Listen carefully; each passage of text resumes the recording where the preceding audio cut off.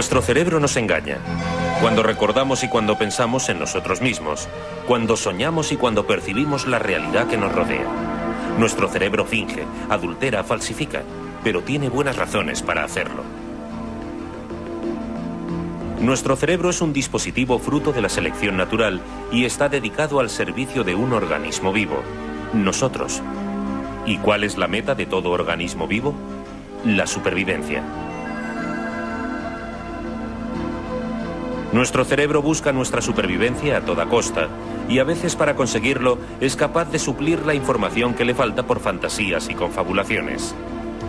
Lo importante es que la información no nos falte, aunque parte de ella no sea exacta.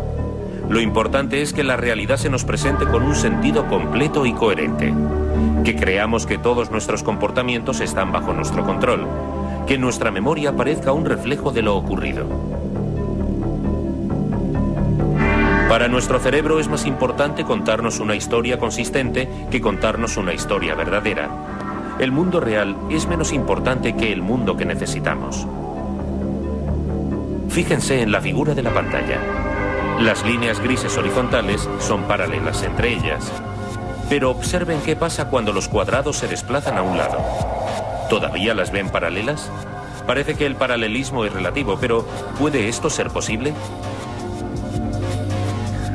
Los objetos que vemos, escuchamos y tocamos pueden ser reales, pero lo que experimentamos como realidad es una ilusión construida en nuestro cerebro.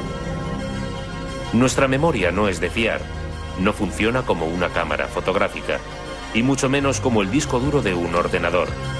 Unas veces, para conseguir un recuerdo coherente, el cerebro rellena los huecos de la memoria con contenidos imaginados e irreales. Otras veces, almacenamos información de forma inconsciente, información que al salir a la superficie parece algo maravilloso y sobrenatural. La actitud, la emoción, la imaginación y lo vivido, todo ello influye en nuestros recuerdos. Lo cierto es que vivimos en un mundo construido por nuestro cerebro. Y por nuestro bien, unas veces nos muestra cosas que no están y otras nos esconde cosas que sí están. Pero parece ser que el número de caras reconocidas es casi ilimitado. Sin embargo, hay una gran diferencia entre reconocer una fotografía que se ha visto antes y recordar lo que hay en la foto. Es decir, que si se ve la foto de nuevo, se reconocerá. Pero si se pregunta de qué era la fotografía y se pide una descripción, esto será mucho más difícil. De forma que hay una gran diferencia entre reconocer y recordar. Y este es uno de los matices que hay en el campo de la memoria, que es muy complejo. Si observamos el cerebro en conjunto, hay esta gran estructura del córtex cerebral aquí, que todo el mundo reconoce. Pero hay también muchas estructuras profundas y muy importantes en el interior. Si partimos en dos este cerebro de plástico, empezamos a ver algunas de las estructuras imprescindibles para el ser humano en la formación de su memoria. La más conocida es esta estructura de aquí, llamada hipocampo, porque tiene un poco la forma del caballito de mar, hipocampo en griego y en latín, que es necesaria para las primeras fases de la memoria. Si esta estructura resulta destruida por un fallo cerebral o a consecuencia de un accidente o algo así, se pierde la capacidad de construir nuevos recuerdos. En la enfermedad de Alzheimer, las células nerviosas de esta región del cerebro se encuentran entre las primeras células nerviosas que mueren por causa de la enfermedad. Y esta es la razón por la que creemos que a las personas que empiezan a padecer Alzheimer les resulta muy difícil recordar cosas nuevas.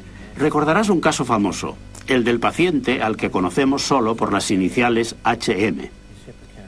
En los años 50 del siglo pasado, y hoy todavía vive, su hipocampo quedó destruido.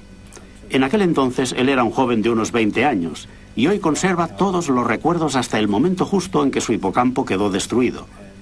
Pero si le preguntas qué edad tiene, dice que todavía tiene 20 años. Y te conoce y habla contigo, pero si te vas de la habitación y vuelves a entrar, te hablará como si nunca te hubiera visto antes, porque no puede almacenar nuevos recuerdos. Recordamos cosas, y podemos estar muy seguros en nuestra mente de que estas cosas realmente nos pasaron. Pero si lo comprobamos con los hechos históricos, no es necesariamente cierto. Cuando antes me contabas tus primeros recuerdos de la infancia, tú has dicho muy bien, esto es lo que yo creo que recuerdo. Pero en realidad, cada vez que recuerdas eso, lo reconstruyes biológicamente, además de la descripción de la reconstrucción que haces.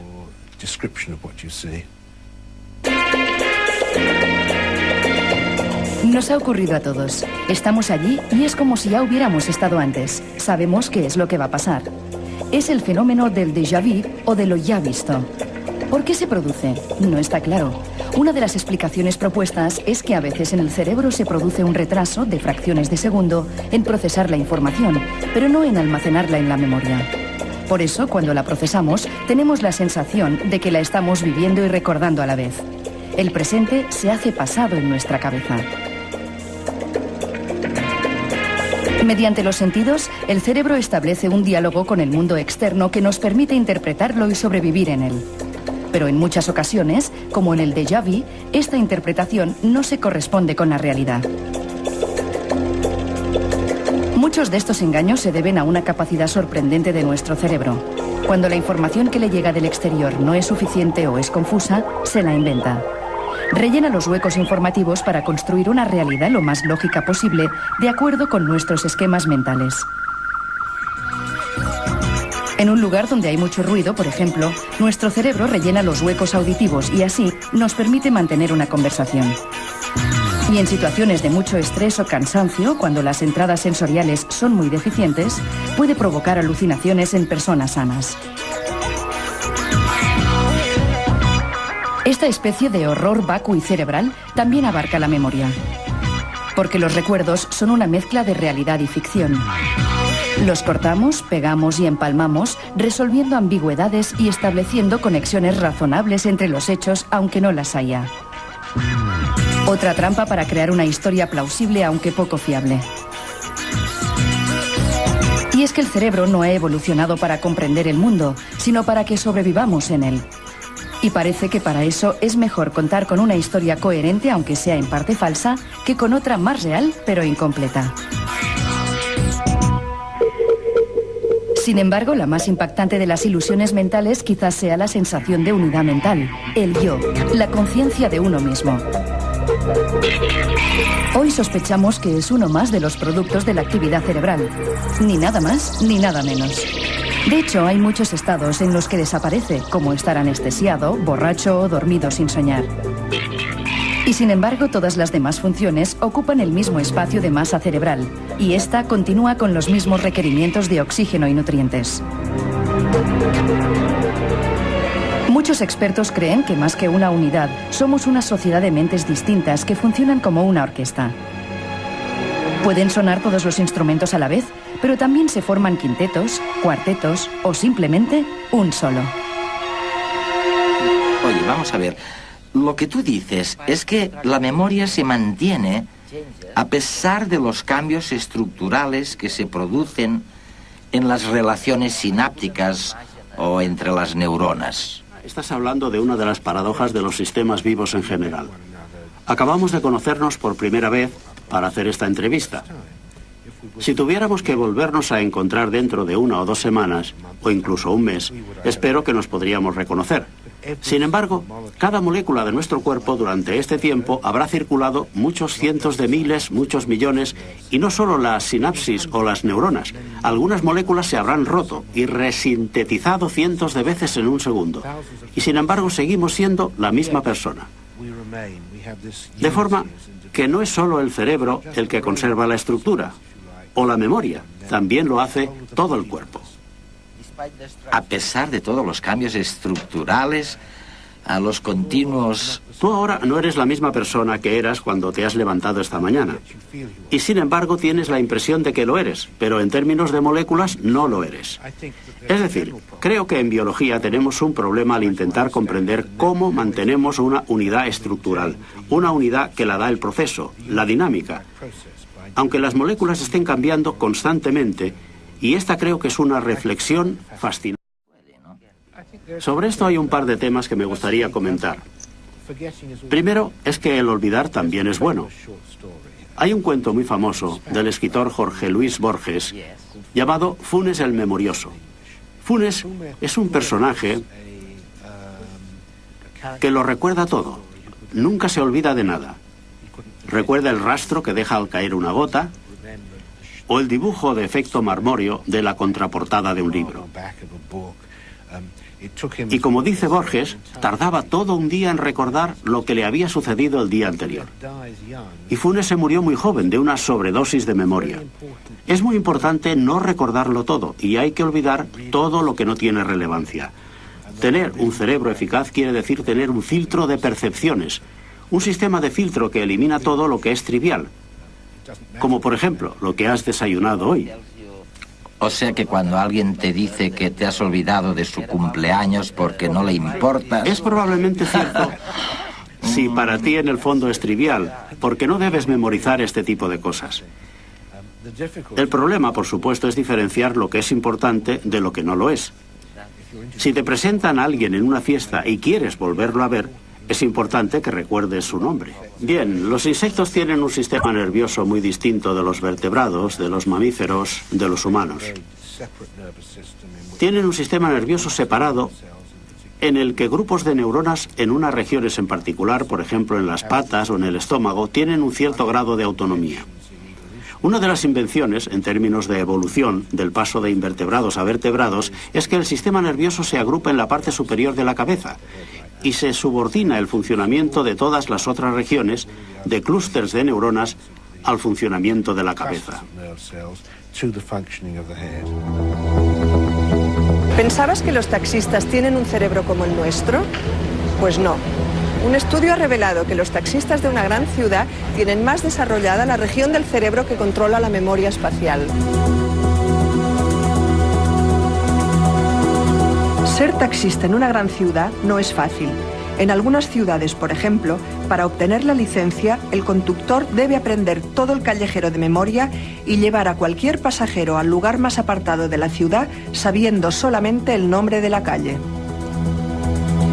La memoria espacial se archiva en una región del cerebro que está aproximadamente a la altura de las orejas, dentro del lóbulo temporal, en el hipocampo. Tenemos 2 hipocampos, uno a cada lado del cerebro. Investigadores del University College London estudiaron y midieron el hipocampo en un gran grupo de taxistas. Observaron las dimensiones de esta región del cerebro que controla la memoria espacial y las compararon con las imágenes de un grupo de personas que desarrollaban actividades en las que la memoria no intervenía de manera tan clara. El resultado de las medidas fue claro. Los taxistas tenían la región del hipocampo más desarrollada que el grupo control. Experimentos en otras especies han mostrado resultados similares. Al estudiar esta región en distintos grupos de aves, se dieron cuenta de que el hipocampo también está agrandado en pájaros que almacenan semillas en diferentes lugares, como las urracas, respecto de pájaros que las guardan en un solo lugar. La idea de que el cerebro tiene una determinada plasticidad, es decir, que se adapta según el uso que se le da durante el crecimiento, no es nueva. Lo que es nuevo es la demostración de que aún en la edad adulta se mantiene esta capacidad potencial, como quedó claro en el caso de los taxistas londinenses.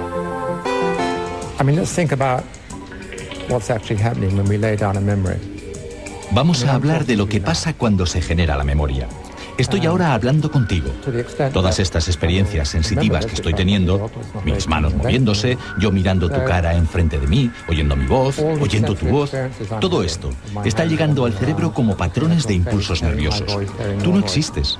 Existen los patrones de actividad nerviosa que mi cerebro experimenta. Y como sé que voy a recordar este momento, es evidente que hay algo que ha tenido que cambiar en mi cerebro. Mi cerebro será distinto mañana de como es hoy, por el hecho de tener el recuerdo de esta conversación. El estar hablando contigo ha producido unos patrones de actividad neuronal, de impulsos nerviosos.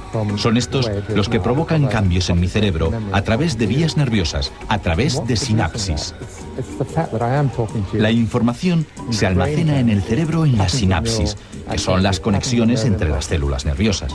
Ya desde las primeras observaciones de Cajal, a principios del siglo XX, se vio que no podía ser en otro lugar. El resto es hardware. Hay procesos nerviosos, impulsos nerviosos, que son mecanismos constantes, invariables. El mejor candidato eran las conexiones entre las células nerviosas, donde llega el impulso eléctrico y libera transmisores químicos que cruzan el espacio entre neuronas hasta alcanzar la neurona adjunta. Allí se desencadena entonces el impulso eléctrico. Es la transmisión sináptica, un proceso variable, cambiante. Así, las experiencias están codificadas en regiones particulares del cerebro, en determinadas redes, en forma de cambios en la fuerza de las transmisiones sinápticas de determinados conjuntos de sinapsis dentro de la inmensa red neuronal. Y esto es la memoria. Estos cambios en el peso, en la fuerza de determinadas sinapsis del cerebro. Hay muchos tipos de memoria. No es un fenómeno unitario. La memoria que usamos en nuestro día a día, la que nos dice lo que hemos hecho hoy, lo que comimos ayer, se almacena, al menos durante un tiempo, en el hipocampo. Quedémonos con la idea de que la información que acompaña cualquier experiencia vivida llega al hipocampo desde todos los centros sensitivos del cuerpo. Allí permanece probablemente durante más de un año. Pero mientras tanto, el hipocampo establece una verdadera conversación con distintas regiones de la corteza. El córtex auditivo, el córtex visual. Esta conversación a dos vías entre el hipocampo y estas regiones corticales, este tráfico neuronal, es lo que se suele llamar el proceso de consolidación. Los recuerdos han de ser consolidados y en ese proceso intervienen el hipocampo y el córtex. Finalmente, los recuerdos abandonan el hipocampo y quedan almacenados definitivamente en la corteza. Así, la memoria de la infancia está en el córtex y no depende ya del hipocampo. Si lo retiráramos, no perderíamos esos recuerdos, pero no podríamos crear nuevos recuerdos. Que creamos que todos nuestros comportamientos están bajo nuestro control, que nuestra memoria parezca un reflejo de lo ocurrido. Para nuestro cerebro es más importante contarnos una historia consistente que contarnos una historia verdadera. El mundo real es menos importante que el mundo que necesitamos. Fíjense en la figura de la pantalla. Las líneas grises horizontales son paralelas entre ellas. Pero observen qué pasa cuando los cuadrados se desplazan a un lado. ¿Todavía las ven paralelas? Parece que el paralelismo es relativo, de algo maravilloso y sobrenatural. La actitud, la emoción, la imaginación y lo vivido. Todo ello influye en nuestros recuerdos. Lo cierto es que vivimos en un mundo construido por nuestro cerebro.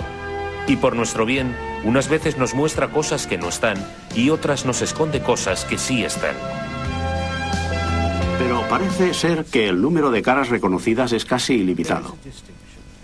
Sin embargo, hay una gran diferencia entre reconocer una fotografía que se ha visto antes y recordar lo que hay en la foto. Es decir, que si se ve la foto de nuevo, Pero, ¿puede esto ser posible? Los objetos que vemos, escuchamos y tocamos pueden ser reales, pero lo que experimentamos como realidad es una ilusión construida en nuestro cerebro. Nuestra memoria no es de fiar, no funciona como una cámara fotográfica, y mucho menos como el disco duro de un ordenador. Unas veces, para conseguir un recuerdo coherente, el cerebro rellena los huecos de la memoria con contenidos imaginados e irreales. Otras veces, almacenamos información de forma inconsciente, información que al salir a la superficie parece... Nuestro cerebro es un dispositivo fruto de la selección natural y está dedicado al servicio de un organismo vivo, nosotros. ¿Y cuál es la meta de todo organismo vivo? La supervivencia. Nuestro cerebro busca nuestra supervivencia a toda costa y a veces para conseguirlo es capaz de suplir la información que le falta por fantasías y confabulaciones. Lo importante es que la información no nos falte, aunque parte de ella no sea exacta. Lo importante es que la realidad se nos presente con un sentido completo y coherente.